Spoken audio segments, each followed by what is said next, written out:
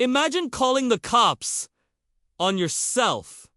Sounds insane, right? That's exactly what happened at Maplewood Apartments when Ann Stinson, a notoriously entitled neighbor, decided she couldn't handle a simple noise complaint. But when the officers arrived, the situation didn't calm down.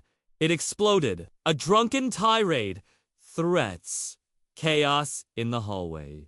And before anyone could blink, she went after one of her own neighbors. By the end of this story, you'll see how one Karen-esque meltdown turned an ordinary night into a full-blown nightmare for everyone involved. The officers step into the building, expecting a routine call. A little noise?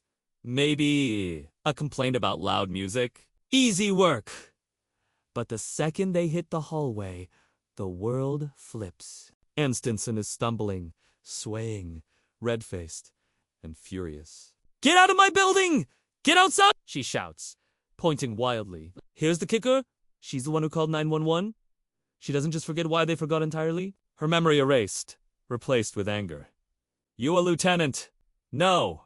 Then get down. I dare you to touch me!" The officers are calm, professional, trying to reason. But every word she utters twists the tension tighter. She threatens disbarment. She throws accusations. She's convinced the world is out to get her. The officers ask calmly, "Why did you call us?" She spins. "I'm sick." "What's wrong?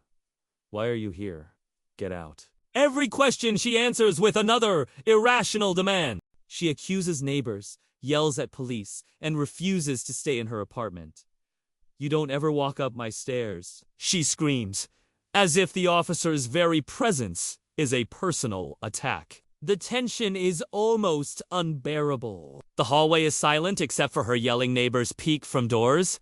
Stunned, helpless, the officers decide to step back, hoping she calmed down. But she doesn't stop.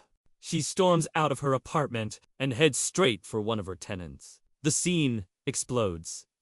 Arms flailing, shrieks echoing down the hallway, fists and grabs flying. The chaos is immediate, visceral, impossible to ignore. "You're going to jail!"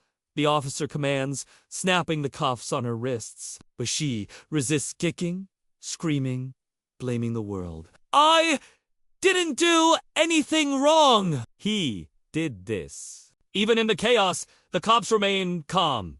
The tenant is safe, but the building has been shaken to its core. The ride to the station is a continuation of her meltdown. "I want my family called. My watch. No. I said no," she yells, thrashing in the back of the patrol car. The officers ignore the theatrics. They've seen meltdowns before, but few this intense. At the station, she's booked for disorderly conduct, allowed to sober up.